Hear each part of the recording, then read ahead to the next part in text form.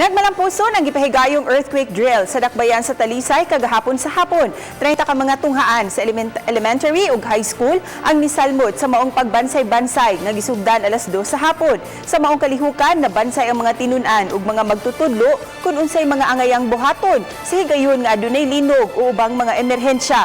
Dinhi usab nasukod ang ilang katako sa pagresponde kung adunay mga nangaangol sa kalamidad. Matod ni Fire Senior Inspector Ara Alpajaro, Fire Marshal sa dakbayan sa Talisay, nga sa ilang assessment medyo nakahibaw na ang mga tinun-an ug mga magtutudlo sa mga angayang buhaton. Apan adunay mga rekomendasyon ang BFP aron makurhian sa tunghaan. Central Elementary School so far, yung alarm bell.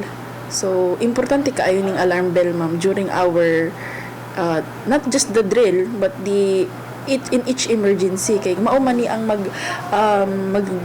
signify sa mga estudyante if we have an emergency.